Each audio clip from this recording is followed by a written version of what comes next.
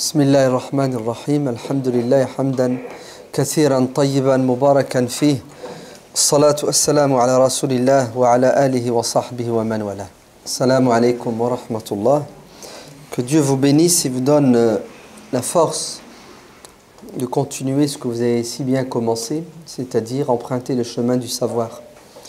Je vous annonce une bonne nouvelle, peut-être que vous connaissez déjà, c'est que le prophète sallallahu alayhi wa sallam a dit, dans le hadith rapporté par l'imam al-Bukhari, d'après Muawiyah ibn Abi Sufyan, le prophète sallallahu alayhi wa sallam a dit, lorsque Dieu veut du bien de quelqu'un, parce qu'il le mérite, lorsque Dieu aime quelqu'un, parce que cette personne est aimable, il lui facilite le chemin qui mène à l'acquisition du savoir religieux. Man yuridillahu bihi khayran yufaqihu fid din. Le fait que vous ayez quitté votre demeure et que vous ayez emprunté ce chemin et que vous soyez présent en ce moment, c'est la preuve que Dieu vous a choisi, qu'il vous aime, car il vous a facilité. C'est plus que ce que vous ne pensez, l'acquisition du savoir. C'est une ibada, c'est une adoration, au même titre que l'accomplissement de la prière qu'on vient de faire.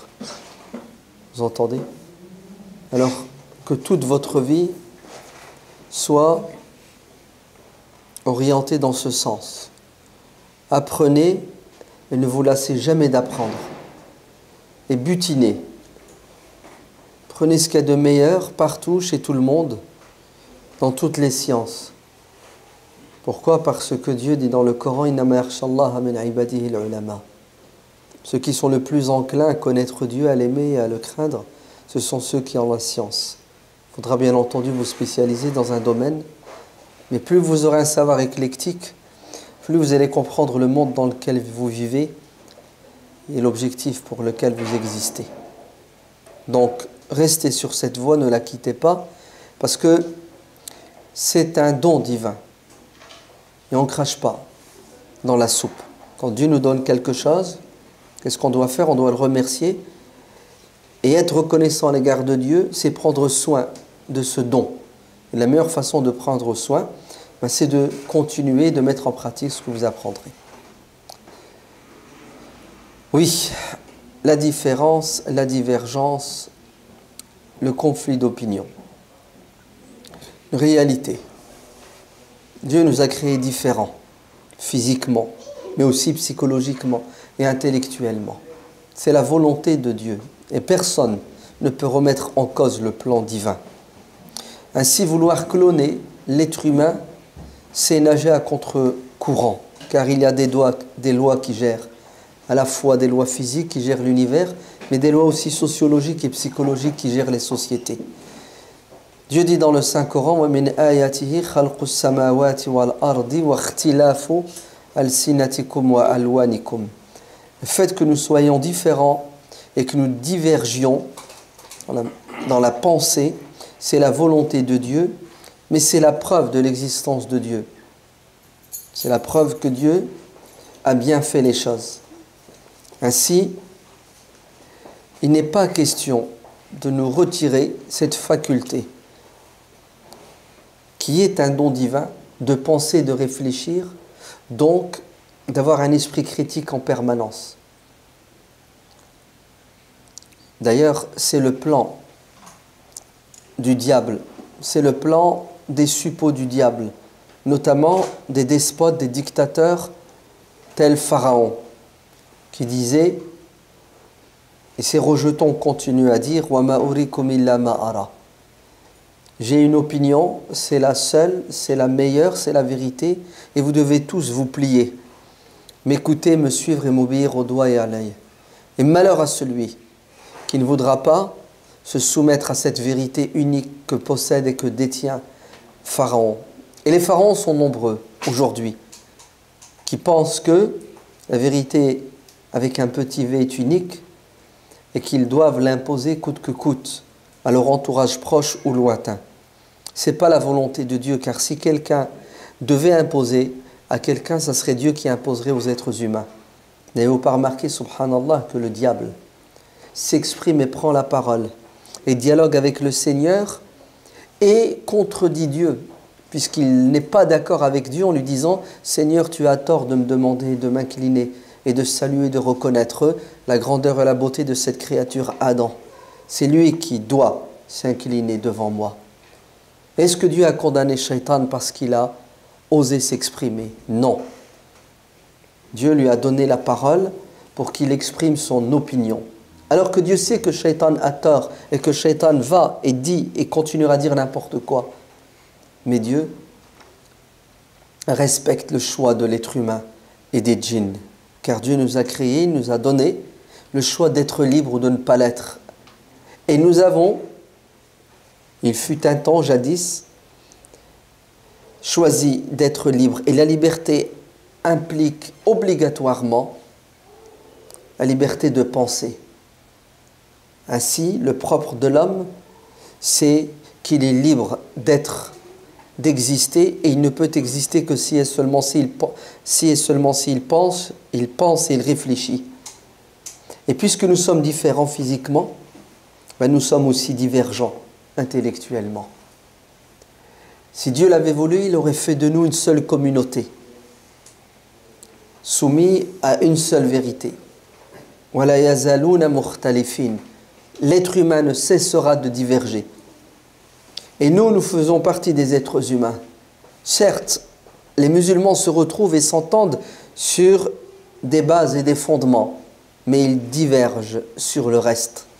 Pourquoi, à votre avis, Dieu a voulu que nous soyons divergents?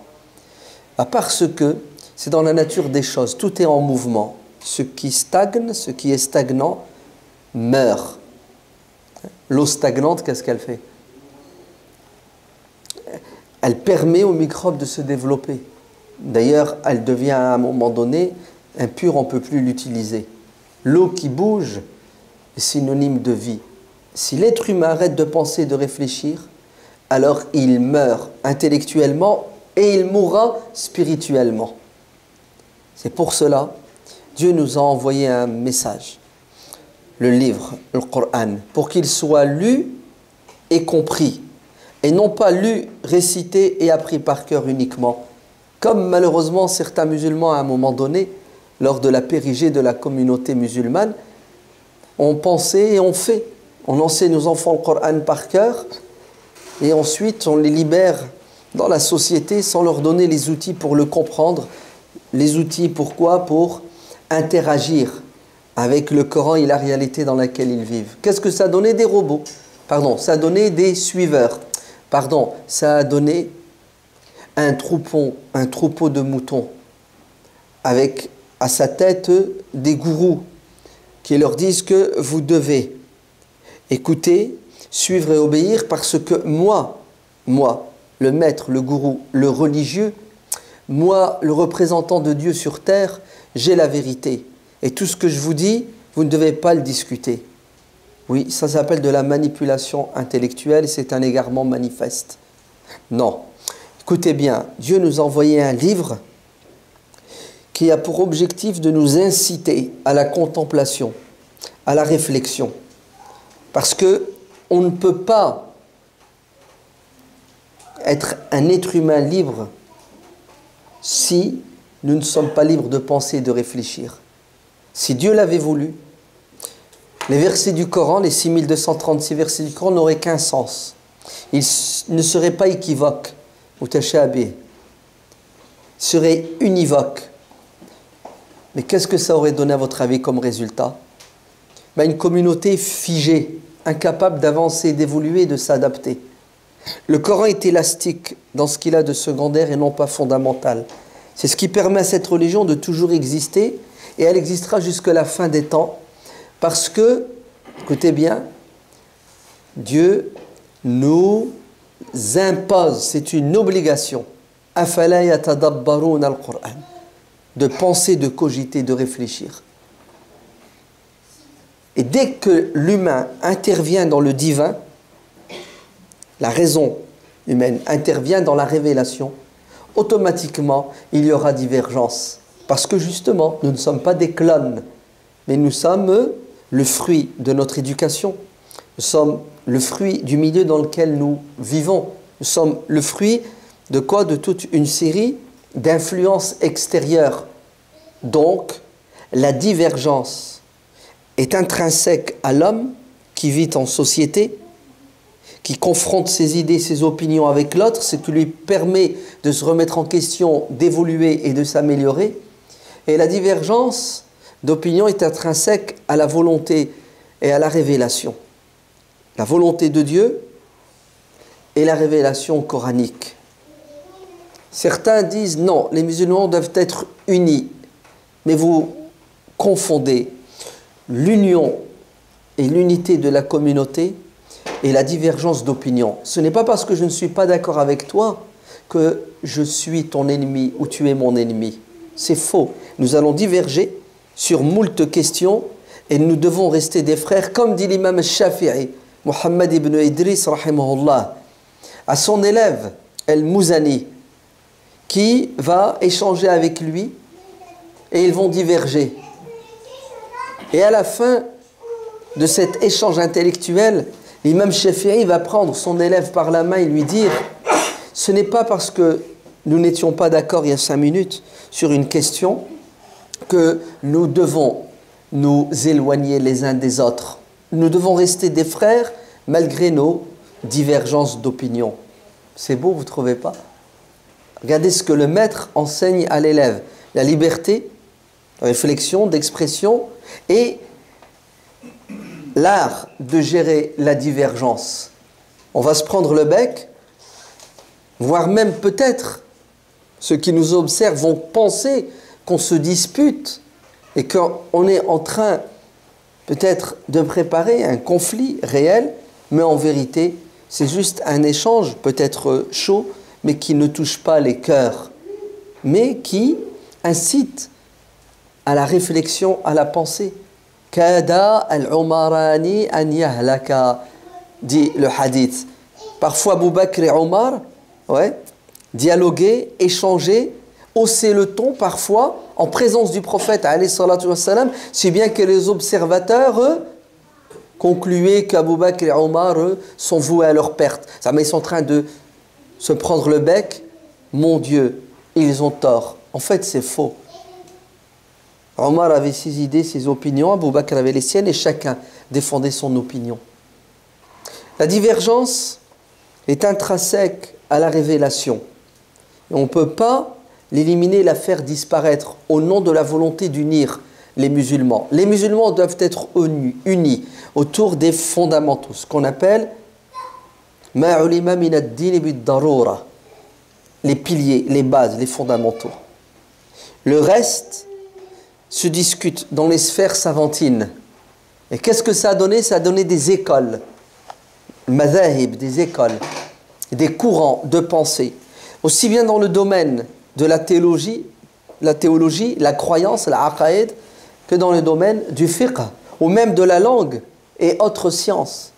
Ainsi, les musulmans toujours divisés ont toujours divergé dans la aqidah, dans ce qui est secondaire. S'ils s'entendaient sur les piliers de la foi, la croyance en Dieu, la croyance aux anges, aux livres, aux prophètes, l'au-delà, sachez qu'ils divergeaient sur toutes les autres croyances qui sont du domaine des détails qui viennent se greffer. C'est pour cela, en aucun cas nous devons exclure, rejeter, excommunier quelqu'un avec qui nous ne partageons pas une croyance qui est secondaire. Par exemple, l'existence du sirat, n'est-ce pas? L'eschatologie musulmane, le retour de Isa ou l'existence d'un Mahdi, parmi les signes de la fin du monde, certains savants musulmans nient ces croyances. Mais ils n'ont pas remis en question un pilier de la foi. Que dis-je? Dès les premiers temps de l'islam, ne savez-vous pas que certains musulmans, parmi les tabi'in, donc les élèves des compagnons, la deuxième génération et la troisième, ne croyaient pas au destin, au qadar, niaient l'existence du qadar. Ça n'a pas empêché l'imam al-Bukhari ou l'imam Muslim de retenir ces personnes dans sa compilation et de les considérer comme des narrateurs fiables. Vous entendez? Et pourtant, c'était des gens qui niaient l'existence en cette croyance qui s'appelle al-qadar. Pourquoi? Parce que c'était considéré par cette personne comme une croyance secondaire, voire même peut-être qui n'existe pas, qui n'a pas lieu d'exister. On tombe dans un égarement manifeste quand on croit et on pense que nous avons le monopole de quoi? De la vérité. Si nous croyons, nous musulmans, qu'il y a une vérité absolue, qui est Dieu, sachez que tout ce qui est le fruit de la pensée humaine est relatif. C'est pour cela l'imam Shafi'i radiyallahu anhu a tout résumé en disant: mon opinion, à mes yeux, est vérité. Mais le doute est toujours présent. Il se peut que je me trompe. Je pense avoir raison. Mais je laisse au doute la possibilité de remettre en question ma croyance. Et moi, je pense que tu as tort. Tu n'as pas réussi à me convaincre. Mais il se peut que tu aies raison et que demain, ou dans 10 ans, je te rejoigne dans ton opinion. Vous avez vu, subhanallah, comment l'imam Shafi'i nous enseigne que le propre de l'être humain, c'est d'évoluer en permanence, d'être capable de remettre en cause ses opinions. C'est pour ça l'imam Ahmad ibn Hanbal, lorsqu'il a vu que ses élèves mettaient par écrit ses responsa, ses fatawa, il les arrêtait en disant: non, ne mettez pas par écrit ce que je dis. Pourquoi, maître? Il dit: parce qu'il se peut que je change d'opinion. Aujourd'hui, je pense que c'est ça la vérité, mais demain, dans 1 an, je vais revenir sur cette vérité. C'est beau, vous ne trouvez pas, non? C'est pour cela,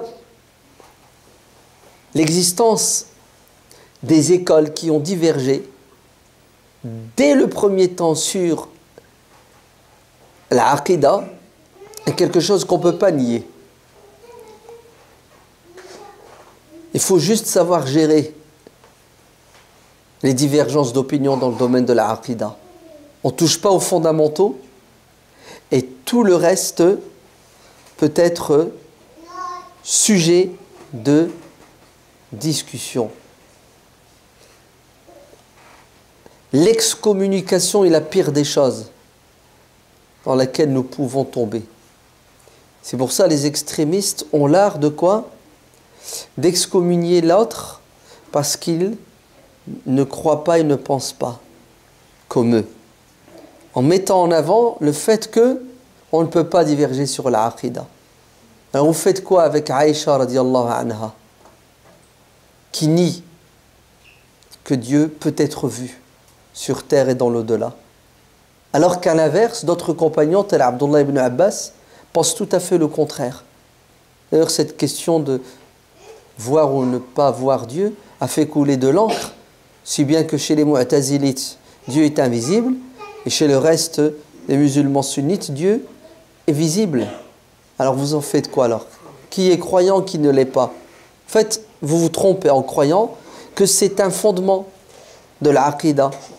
C'est faux. Les versets du Coran peuvent être interprétés dans un sens comme dans l'autre.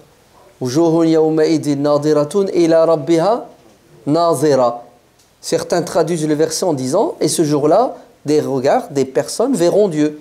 D'autres disent: non, ça ne veut pas dire ça du tout. Ça veut dire que des gens, le jour de la résurrection, attendront la récompense qui viendra de Dieu.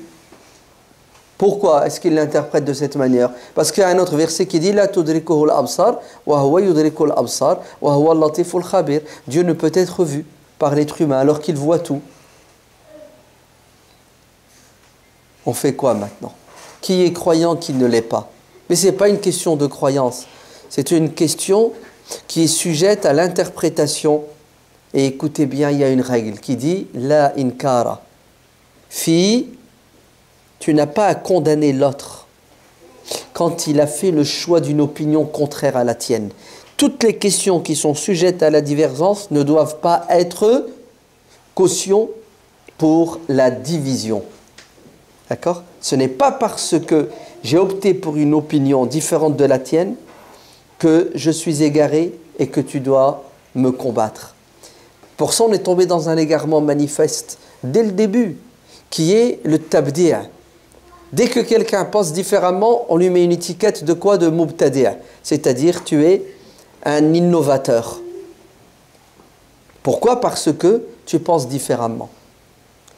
Et malheureusement, le politique va s'engouffrer dans cette brèche et utiliser la divergence d'opinion pour mater toute forme d'opposition politique. Oui, quand certains califes dictateurs voulaient étouffer des révoltes ou des débuts de révolte, qu'est-ce qu'ils sortaient? Ils sortaient la discorde. Ouais. C'est-à-dire, vous êtes un égaré, vous êtes contre la aqida de la majorité des musulmans, et puis vous savez comment ça se termine. Hein? Ouais. Yustatab aw yuqtal. Hein, je te donne du répit pour revenir sur ton opinion, bien que tu ne sois pas convaincu. Et si tu refuses, la guillotine t'attend, à la Robespierre. Vous entendez? Ça passe ou ça casse. C'est soit vous devenez un mouton, et vous avez de la chance d'être engraissé par les devises, les deniers, ou soit vous voulez garder votre indépendance, et là vous allez subir les foudres de Zeus, du tyran et du despote. Ça s'est mélangé à un moment donné. Si bien qu'il y a eu une tyrannie, une dictature au nom de la religion, en voulant faire croire qu'il n'y a pas de divergence d'opinion dans la aqida. Et ça a été utilisé, pourquoi? Pour mater les autres. Et c'est exactement ce qu'a fait le cheikh Mohammed ibn Abdel Wahhab, que Dieu lui pardonne, qui va mélanger le politique et le religieux, ou plutôt qui va utiliser le politique, ouais, pour imposer le religieux, et le religieux pour s'imposer politiquement.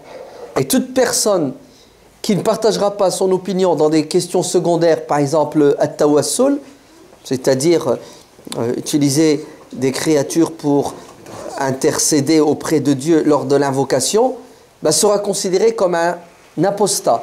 Tu as quitté l'islam. Vous entendez? Donc si tu quittes l'islam, qu'est-ce que je fais? Je t'exécute, puisque la fatwa est toute faite, toute prête. Donc attention, attention. Il y a des écoles dans quoi? Dans le dogme. Hein? L'école mu'tazilite, l'école ash'arite, maturidite, salafite. Et toutes ces écoles font partie d'une communauté qui s'appelle la communauté musulmane du juste milieu. Et d'ailleurs, notre rôle sur terre, ce n'est pas de taxer les gens de mécréants, mais c'est plutôt de les aider à se rapprocher de Dieu à travers le bon comportement. Hein, quand vous partez avec cette intention, Wallah, vous n'avez plus de problème avec l'autre qui pense différemment de vous. La divergence existe aussi dans le fiqh, dans la jurisprudence musulmane. Elle est encore beaucoup plus présente et beaucoup plus importante. D'ailleurs, 99% des questions de droit sont sujettes à quoi? À la discussion et à la divergence. Prenez juste le Bidayat al-Mujtahid d'Ibn Rushd et vous allez voir. Chaque fois qu'il soulève une question, il dit « Et les savants divergent ». Et ils divergent surtout. S'ils sont d'accord sur 5 prières obligatoires, comment faire les prières? Vous allez voir qu'il y a des piliers dans la prière et tout le reste est sujet à la discussion. Et ce qui est extraordinaire, c'est que dans telle école, écoutez bien, hein, si tu ne récites pas la Fatiha, ta prière est nulle chez les Shafi'ites. Et chez les Malikites, tu n'es pas tenu de réciter la Fatiha. La récitation de l'imam est suffisante. Alors, qui a raison, qui a tort? Ben, tous les deux ont raison en vérité. Vous allez me dire, ouais, mais c'est pas possible que deux vérités se contredisent. C'est pas possible dans ta tête. Oui. Mais l'islam nous a donné, alhamdoulilah, une largesse, ouais, et on entend que nous pouvions tous les deux avoir raison. Et nous avons des hadiths qui le prouvent. Lorsque les deux compagnons n'avaient pas d'eau pour faire les ablutions, ils ont fait le tayammum, et par la suite, ils trouveront de l'eau. L'un va faire ses ablutions et recommencer sa prière. L'autre, il se contentera de la prière qu'il a faite avec le tayammum. Et lorsqu'ils arrivèrent devant le prophète, sallallahu alayhi wa sallam, le prophète a dit à celui qui a recommencé sa prière, tu seras doublement récompensé, tu as fait 2 prières. Et il a dit à l'autre, asabta sunnah, tu as fait ce qu'il fallait faire. Vous avez vu? Le prophète n'a pas condamné celui qui a recommencé. Il lui a dit, tu as fait un effort pour essayer de te rapprocher de Dieu. Dieu te récompensera pour la première et pour la deuxième. Quant au premier, il lui a dit, c'est ça la solution. Oui, nous pouvons faire deux choses qui sont contraires et qui se contredisent et avoir tous les deux raison. Pourquoi? Parce que ce que nous faisons est le fruit d'un effort sincère pour découvrir la vérité. Et comme nous n'avons pas les mêmes capacités, notre effort ne donnera pas le même résultat. Qui ne connaît pas le hadith des Banu Quraïda, lorsque le prophète alayhi salatu wassalam a dit à ses compagnons, vous n'accomplirez l'asr que si et seulement si vous arrivez au faubourg de Médine chez les Banu Quraïda. Et sur la route, c'était l'heure de l'asr. Une partie des compagnons se sont arrêtés, ont fait l'asr parce que Dieu dit qu'il faut faire la prière à l'heure, et l'autre a compris la parole du prophète différemment en disant on devra faire l'asr une fois arrivé chez les Banu Quraïda. Les uns ont été littéralistes et ont pris à la lettre, les autres ont compris le sens et le but et l'objectif de la parole du prophète. Les uns ont fait l'asr à l'heure, les autres feront l'asr la nuit tombée. Le prophète sallallahu alayhi wa sallam n'a condamné ni l'un ni l'autre. Vous savez pourquoi? Parce que les deux étaient bien intentionnés et ont fait le maximum pour comprendre la parole du prophète et la mettre en pratique. Ainsi, tous les deux seront récompensés. En sachant qu'il est évident que ceux qui ont fait l'asr en son temps étaient plus proches, voire même dans la vérité, d'après Ibn Taymiyyah, Ibn al-Qayyim, parce que ils ont levé la contradiction apparente entre l'ordre prophétique et l'ordre divin. Dieu qui nous dit de faire la prière à l'heure et le prophète qui nous dit de faire la prière chez les Banu Quraïda. Pour éviter une contradiction, car Dieu ne peut pas contredire son prophète et le prophète ne peut pas contredire Dieu, alors ils ont dit qu'il fallait comprendre le sens de l'injonction prophétique. En fait, il nous a dit de nous dépêcher pour essayer d'arriver avant le coucher du soleil. Le prophète sallallahu alayhi wa sallam dit dans le hadith authentique, le mujtahid, celui qui fait un effort pour atteindre la vérité, s'il atteint la vérité, il est doublement récompensé. Et s'il se trompe en cours de route, et s'il n'y arrive pas, s'il se plante, il est récompensé. Pourquoi est-ce qu'il est récompensé? Pour avoir fait l'effort. Quelle belle religion! Une religion qui récompense celui qui échoue. Donc on ne peut pas condamner. C'est pour cela, il n'est pas demandé au savant qui a fait un ijtihad de délaisser son ijtihad pour suivre l'ijtihad d'un autre savant.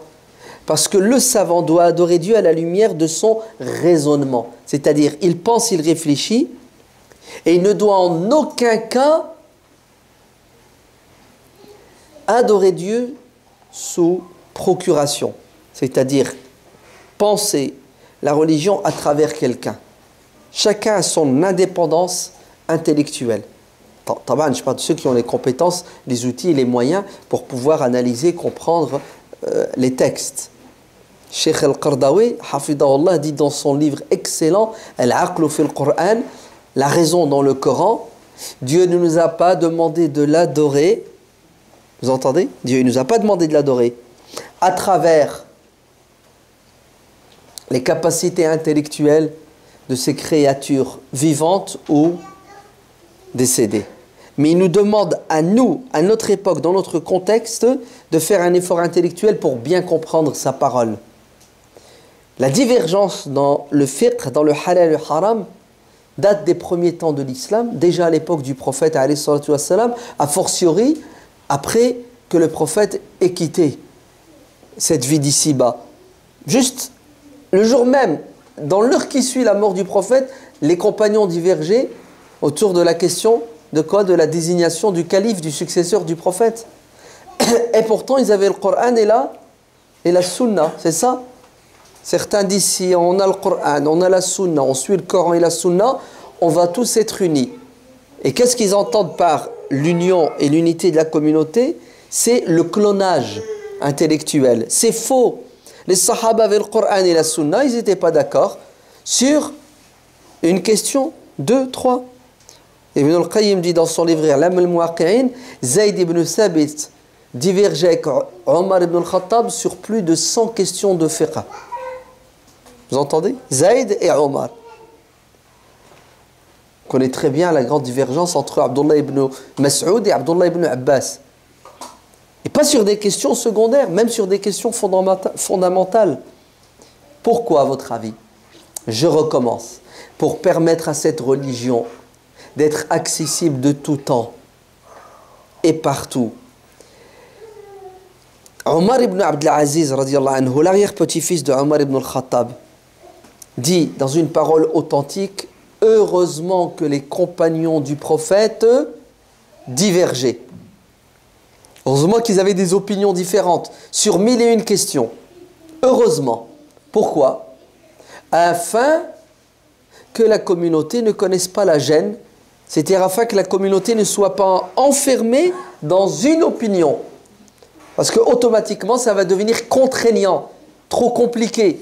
C'est pour cela, les savants de tout temps et encore aujourd'hui n'ont aucun scrupule. Ça ne les gêne pas. C'est l'ignorant qui est gêné et choqué. De quoi? De dire ça c'est haram, alors qu'un autre savant dit c'est halal. L'autre dit ça c'est obligatoire et un autre dit c'est pas obligatoire. Mais bien entendu, vous allez me dire, attends, je comprends plus rien. Attends, c'est halal à droite et à gauche c'est haram. Oui, tout à fait. Pourquoi? Parce que c'est le Coran qui veut cela. C'est le Coran. Alors là, vous faites quoi avec le verset du Coran qui dit la qul la ajidu fima uhiya ilay. Il n'y a de choses interdites, ouais, si ce n'est que ce qui est dans le Coran cité dans ce verset. Le verset dit voilà les choses interdites qu'on n'a pas le droit de consommer. C'est clair? Voilà, il n'y a rien d'autre. L'imam Malik se base sur ce verset pour dire les viandes interdites sont limitées, elles sont dans le Coran. Il y a des hadiths qui viennent nous enseigner que les oiseaux, les rapaces, c'est haram, c'est ça? L'Inde domestique est haram. Chez l'imam Malik, c'est pas haram, c'est déconseillé.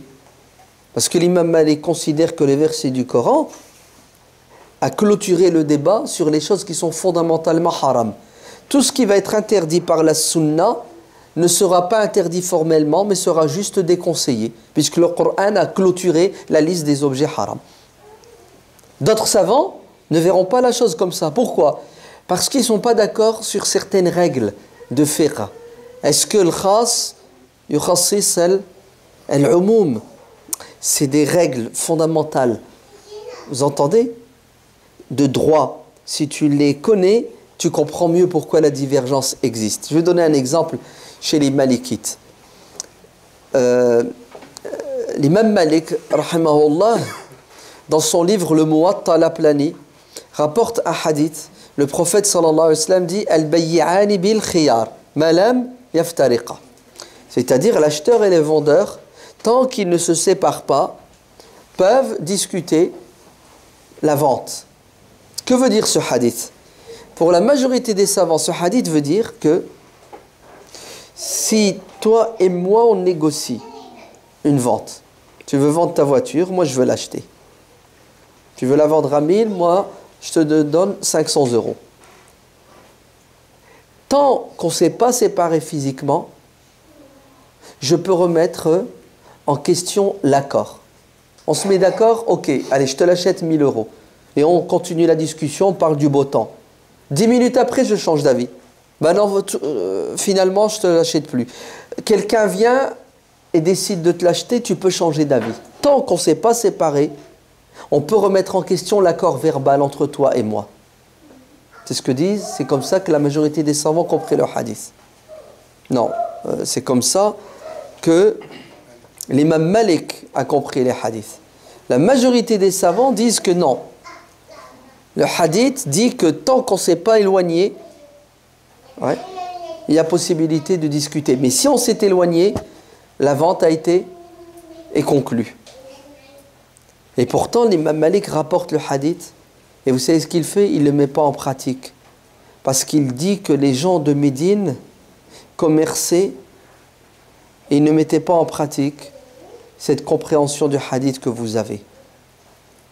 Et l'imam Malik considère que les actes des gens de Médine sont source de loi parce qu'ils ont été imprégnés par quoi? Par la tradition du prophète alayhi salatu wassalam transmise aux sahaba.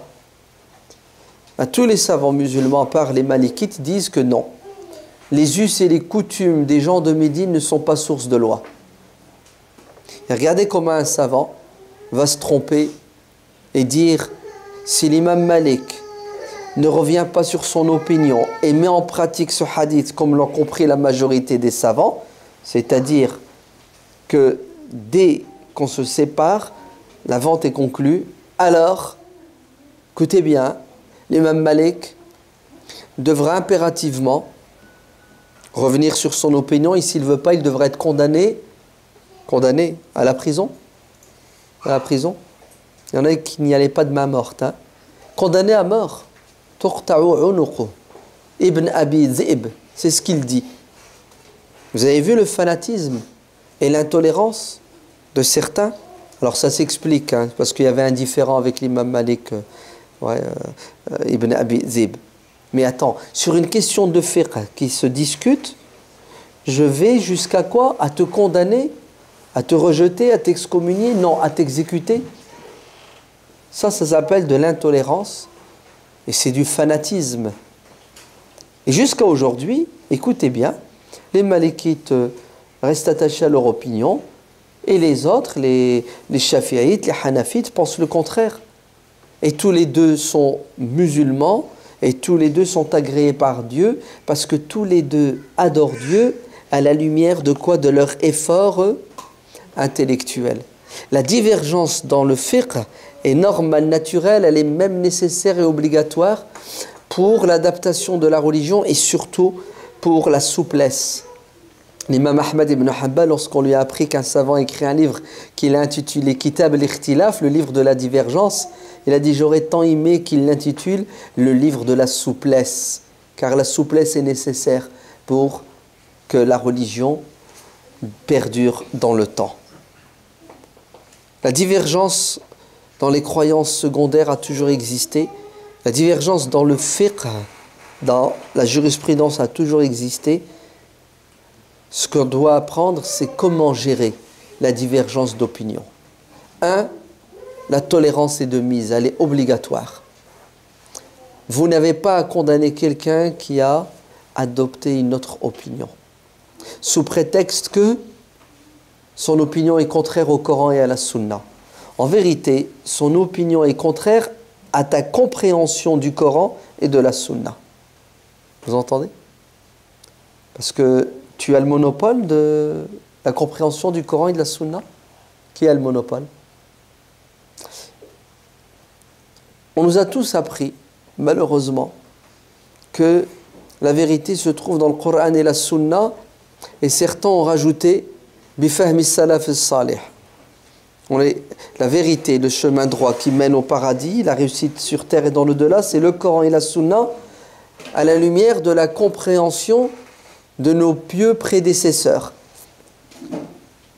Et implicitement, on croit que nos pieux prédécesseurs avaient une compréhension unique de tous les versets du Coran et de tous les hadiths authentiques.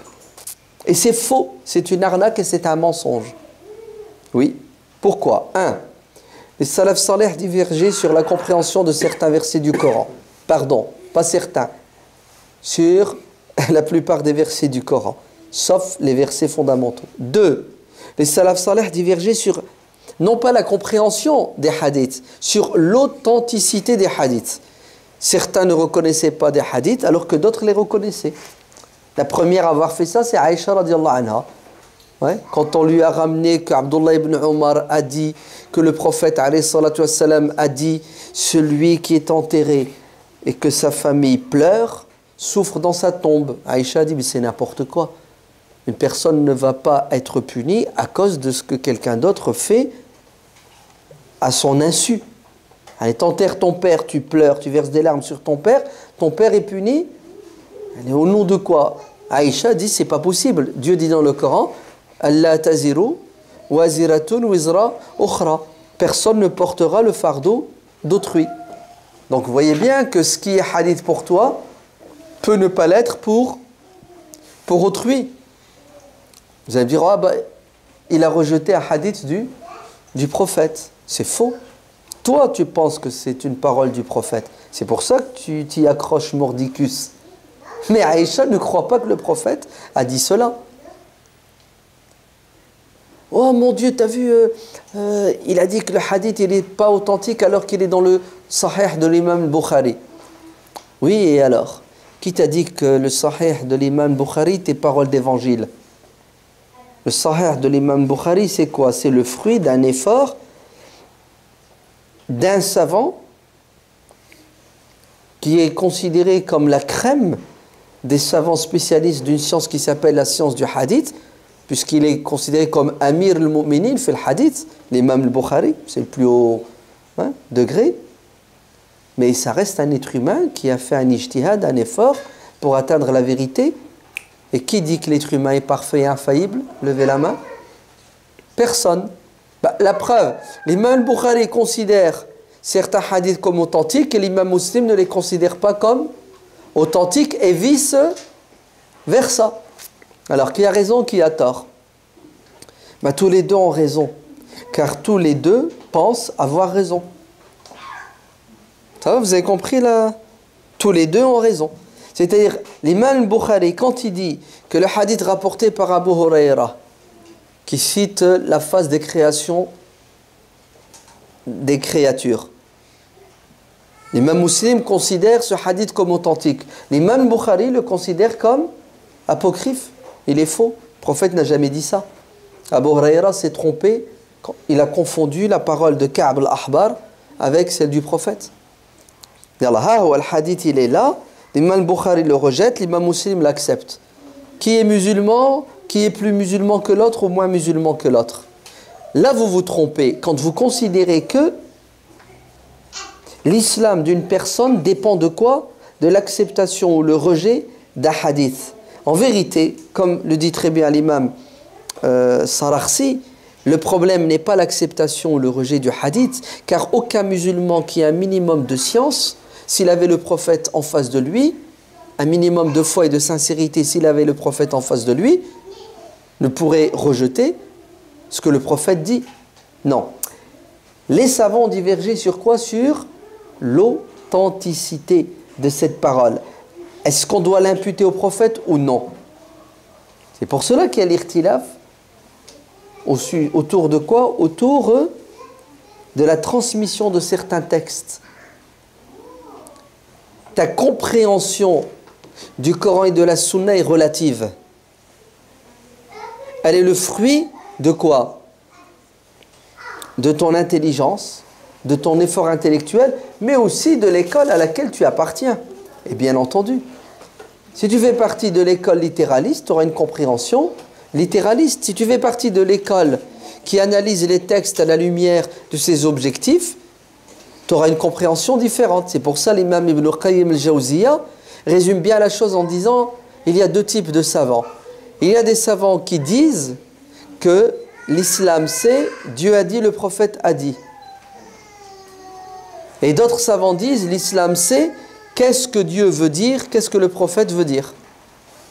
Wal-arifu billah, et le vrai savant qui connaît parfaitement la religion, c'est celui qui opte pour la formule « qu'est-ce que Dieu veut dire ?» c'est-à-dire celui qui pense, qui cogite la parole de Dieu, qui analyse la parole du prophète. C'est pour ça quand on veut nous faire croire que la vérité c'est Coran Sunna à la lumière de la compréhension des salaf salih, j'ouvre la parenthèse, c'est-à-dire il n'y a qu'une compréhension, c'est un mensonge puisque les salaf salih divergeaient dès les premiers temps sur 1001 questions.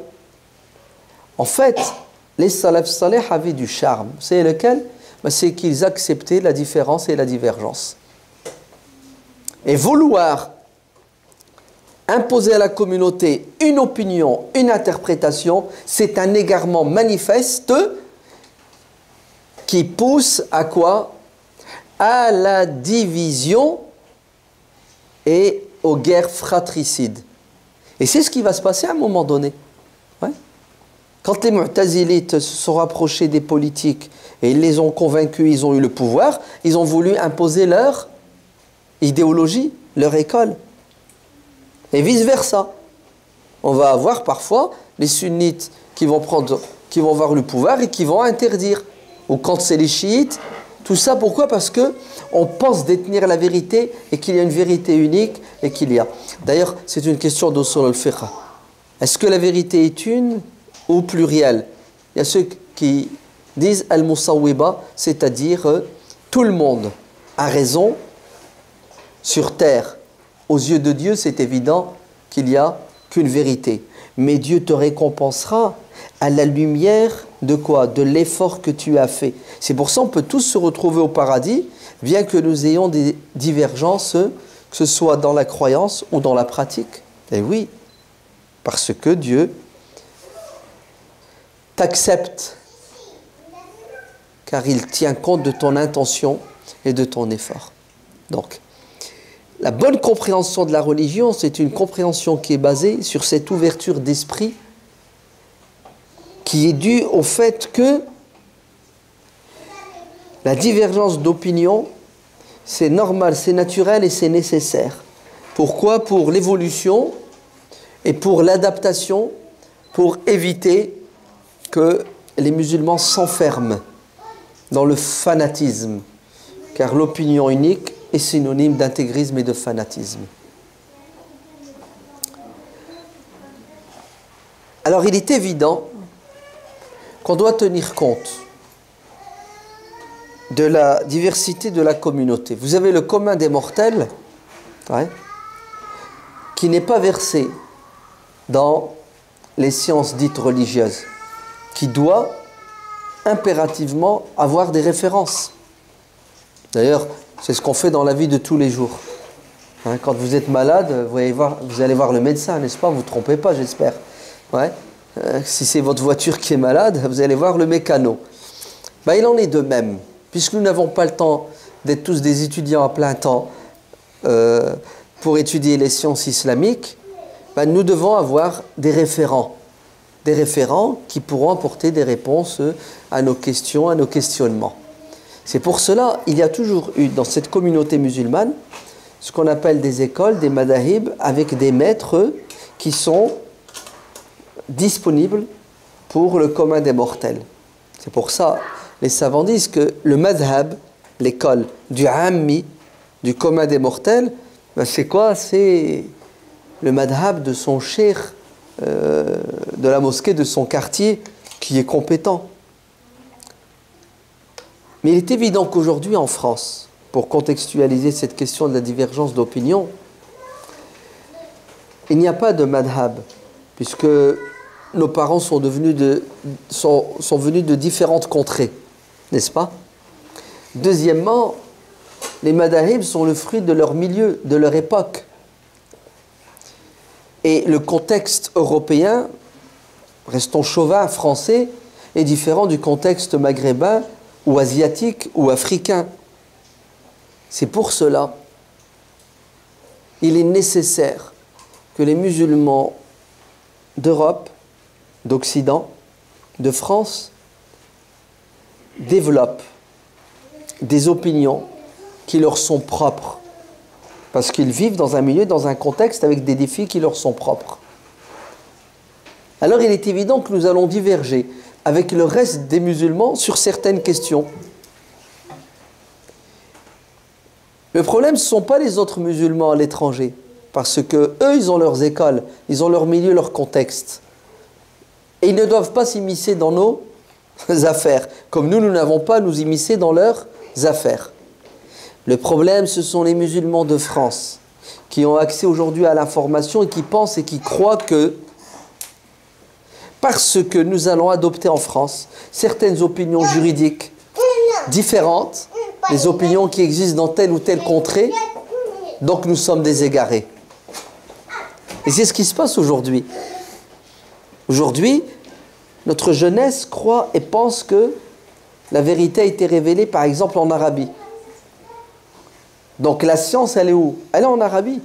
Et les savants sont où? Ils sont en Arabie. Donc, il n'y a qu'une opinion et nous devons nous référer à quoi? À cette opinion qui est une vérité indiscutable.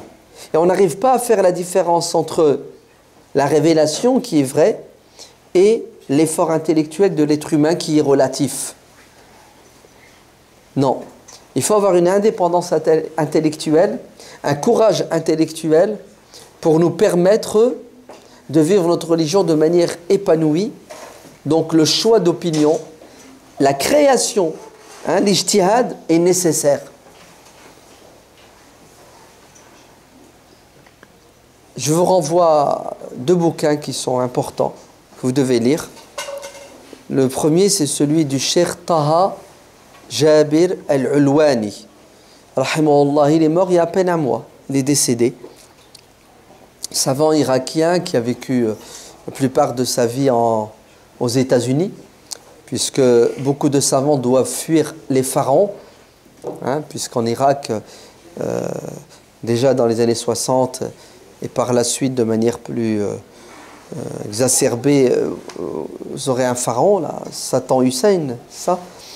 Donc beaucoup de savants ont dû quitter et fuir et se sont réfugiés en Occident. Cheikh Taha Jabir al-Ulwani a vécu, je ne sais plus, 40 ans aux États-Unis et il a produit une littérature fondamentale et importante. D'ailleurs, il était le président de l'Institut international de la pensée musulmane, l'ITT. Il était aussi le président du conseil des savants de l'Amérique du Nord. Ouais. Et il a écrit plusieurs bouquins, dont l'un est traduit en français qui se nomme L'éthique de la divergence. L'éthique de la divergence. Adab al-Ikhtilaf. Lisez-le, il est très bien. Et après, puisque vous êtes quand même des étudiants, donc je vais donner quelque chose de plus consistant. Ouais. Mais prenez le temps pour lire, c'est une série de bouquins. N'ayez pas peur. D'ailleurs, c'est votre devoir en tant qu'étudiant d'approfondir vos connaissances à travers des lectures de livres qui pèsent.